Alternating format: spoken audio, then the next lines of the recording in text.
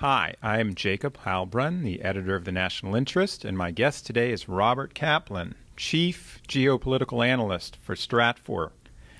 Bob is also the author of a number of books, including Balkan Ghosts, which was read by President Bill Clinton in the 1990s and had a long and interesting history, which Bob will discuss.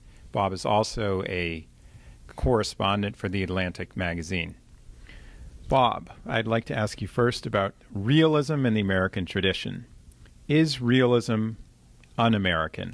Well, first of all, thanks for having me, Jacob. Realism is not un-American, but Americans are not philosophically realist. They occupy a big continent protected by two seas. They wish the rest of the world well. They wish there were no sufferings in various countries around the world. But at the same time, they've always exhibited a demand for a high bar before there is military intervention any place. In other words, they want to see explained to them very succinctly why this matters to American security interests. Now, you mentioned the Balkans. And in fact, the United States military intervened there in the mid-1990s and again in the late 1990s. And those were successful interventions that the public supported, but there were no American casualties virtually. And so in other words, the American public will support humanitarian interventions, but the moment there are significant casualties, the American people want to see an interest, a national interest defended by realism. For them to sustain the engagement.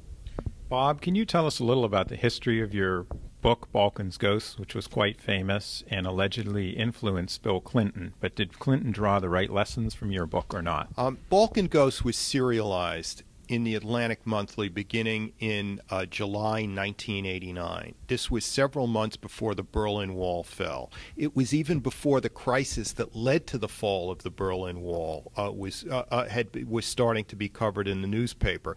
In that first serialization, I said that whereas the 1960s and 70s were dominated by Vietnam, the 1980s by Afghanistan and Lebanon, the 1990s would be dominated by the Balkans. And then I went on to describe what I called Third World Europe. The same month that the Berlin Wall fell, I wrote in the Wall Street Journal that the media is now beating one concept to death, Central Europe. The Balkans is another concept that will emerge from the fall of the Berlin Wall, but that concept the media has yet to discover.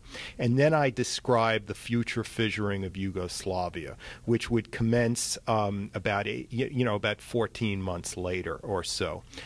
No, actually 18 months later. So what I did was in the 1980s, I described a very grim, dark human landscape in the Balkans. But it is only the grimmest and darkest human landscape where intervention is ever required in the first place. So it need not have dissuaded anyone from intervening. You intervene based on your country's national interest, and if you can do some humanitarian good without inconveniencing that national interest. So although Balkan Ghosts painted a very negative picture of the political situation in the Balkans, I was always in favor of intervention. And in fact, there's no contradiction between that and Balkan Ghosts, because you need not see a region through rose-colored glasses in order to take intervention on its behalf. Let's talk about another country where America has intervened heavily, Iraq. You were a supporter of the Iraq War. Today, the neoconservatives who championed the Iraq War initially in 2003 are arguing that we need to re-engage. What's your take as someone who has changed from a proponent to... Yes, I supported the Iraq War, not for promoting democracy in the Middle East, but because of my experience as a journalist in Saddam's Iraq in the 1980s. It was such a horrifying experience traveling in Iraq under Saddam, who was actually a more brutal dictator than the Assads in Syria. Iraq was like a prison yard lit by high-wattage lamps. And I felt after 9/11, believing that there were weapons of mass destruction, like people on both sides of the aisle, that this was an opportunity to exchange Saddam's dictatorship with a far less brutal kind, hoping that another Iraqi general would take power who would be far more benevolent, like the more traditional dictatorships in Egypt and elsewhere at the time. I was wrong. I was dead wrong, because once you topple a regime, it's hard to control what's going to happen next.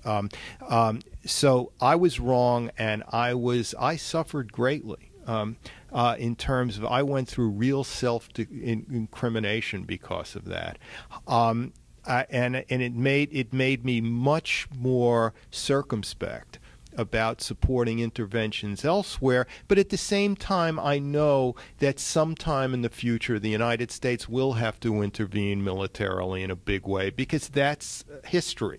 That's just history. We're still in a post-Iraq war phase today. I think that colors our foreign policy greatly.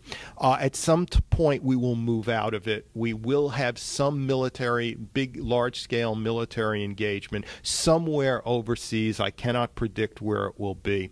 So I try to have learned my lesson from supporting the Iraq War, and what I learned is a journalist should not get too close to a story. That even if you have a heartrending experience seeing the war, Stalinist Ceausescu style dictatorship up close, you still have to think in terms of your country's naked national interest, in terms of what to do about it.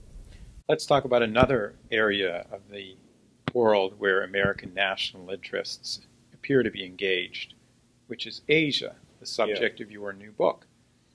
Can you tell us whether you believe that military conflict, is likely between China and America, or China and Japan, or are we heading into a different era?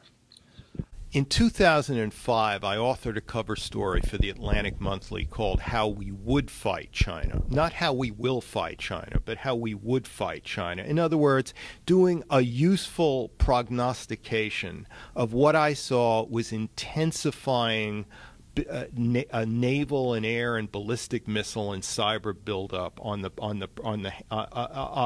by the Chinese that will inevitably bring the United States and China, I wrote in 2005, into a Cold War style military situation in East Asia. And I think that's happening. However, my bottom line then and now is that the answer is a kind of Nixonian realism, that the relationship with China is just too important for us, for China, and for world peace to allow us to get dragged into a military conflict. So we have to what the book basically is about keeping between two extreme parameters. One parameter is not letting the countries of Southeast Asia be Finlandized by China on one hand, but at the same time not allowing Vietnamese and Filipino nationalism, for example, to drag us into a conflict with China on the other hand. Bob, you're working on a new book and just returned from Moldova. Can you tell us a little about your perceptions of what's taking place in that region of the world? I've been working for about 2 years on a book on Europe's southeastern front against Russia. And I was in Moldova for several weeks. Moldova looks small on the map, but it's actually a very vast country because it has ethnic Turkic Christianized Gagauz in the south. It has ethnic Russians and others in the north. It has large pockets of pro-Russian feeling among the different minority groups. And even the dominant ethnic Romanians are split between pro-Russian and anti-Russian. The challenge for the West is that Russia is a daily fact of life in Moldova, whereas the United States in the West is just an interesting geopolitical concept.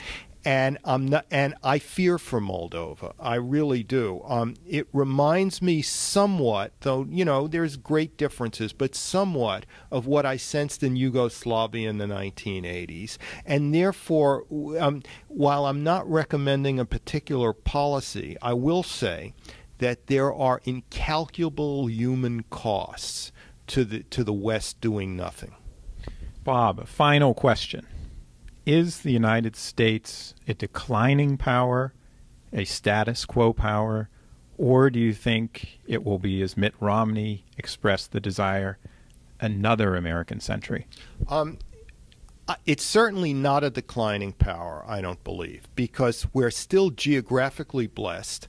We have inordinate quantities of hydrocarbons, in new shale gas discoveries. Power is power by comparison. Compared to the problems that China has internally with its overheated, debt-ridden, housing bubble, etc. economy, the U.S. is in good shape.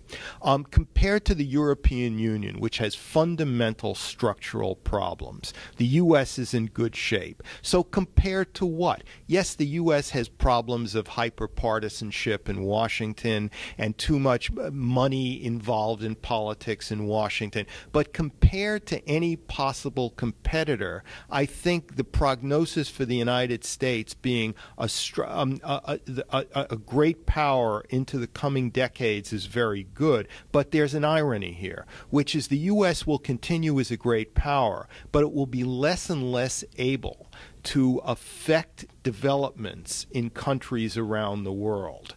In other words, it's going to be less and less able to determine political outcomes in Egypt, in Jordan, in India, in a host of other countries, because democratization is taking hold, and in many cases it's weak, chaotic democratization. And the U.S. always projected its power through strong central governments abroad, whether it was one phone number and one dictator in Egypt or one phone number and one prime minister somewhere else. Now you find in all of these countries there are 40 or 50 people you have to convince before you can get anything done. So we will remain a great power by comparison, but our ability to project that power into the bowels of countries around the world will lessen. As always, crisp, clear, and cogent analysis from Robert Kaplan, Chief Geopolitical Analyst for STRATFOR. Thank you.